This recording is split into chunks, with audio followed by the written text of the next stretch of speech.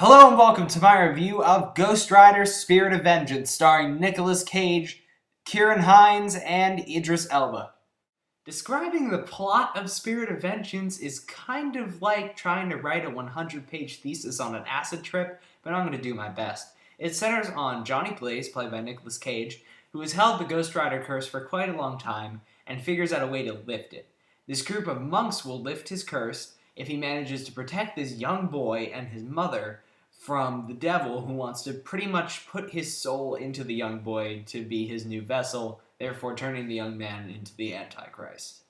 But don't worry, the movie spends about as much time on that plot as I just did. I don't even know where to begin on this movie. This movie is the Fear and Loathing in Las Vegas of superhero movies, is the best way I can describe it. Man, this movie is weird. Now, I have to say, I was not a fan of the original Ghost Rider, as many people weren't.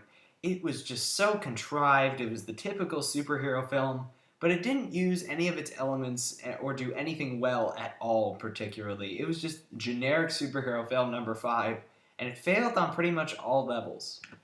This movie is just nuts.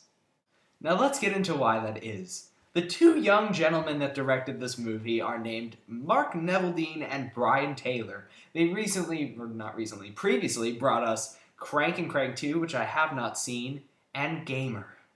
Ooh boy, Gamer. I think I have to check for an STD after watching that movie. One of the worst movies ever.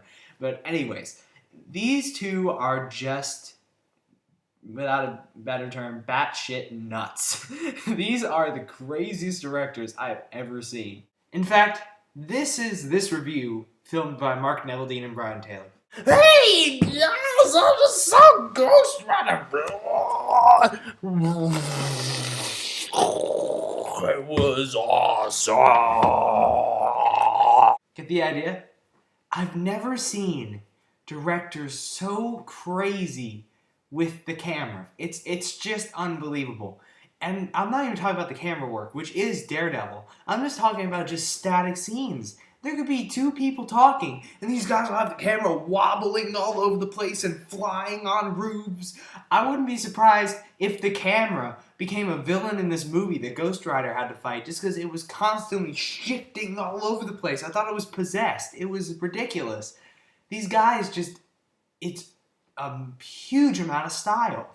And that's the one thing, really good thing I can attribute to this movie, is that it's always moving forward. There's very little dragging here. It's just forward motion throughout the whole thing.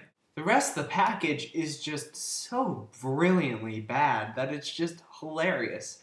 Nicolas Cage, man, in this movie is so hilariously bad. It's one of his best bad performances. I think this movie could even top The Wicker Man. It's pretty fantastic.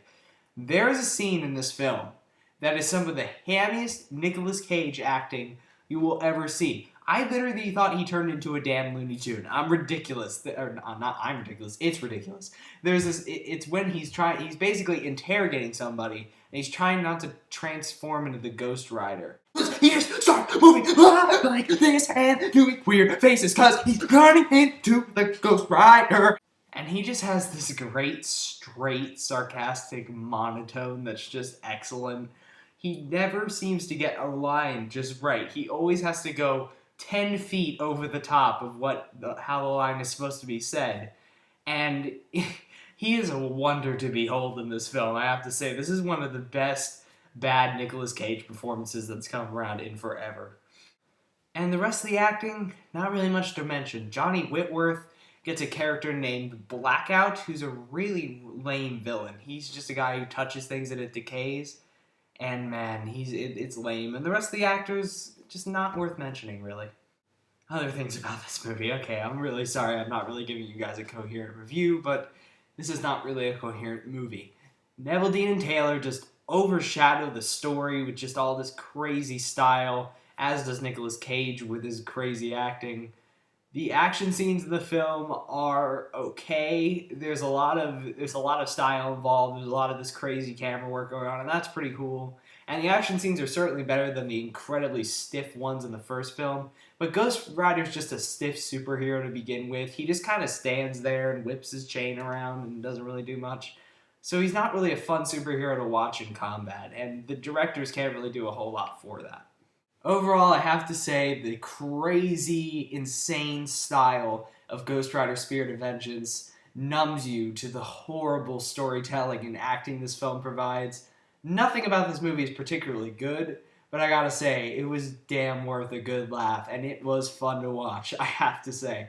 So I'm going to give this movie 2 stars out of 4. It's certainly not helping the superhero genre, but if you need a bad movie to watch, this would be a pretty good option. And that's my review of Ghost Rider Spirit of Vengeance. I hope you enjoyed it. If you did, please subscribe to my channel. And until next time, I'm Movie Kid Mike, making sure your time is worth your money.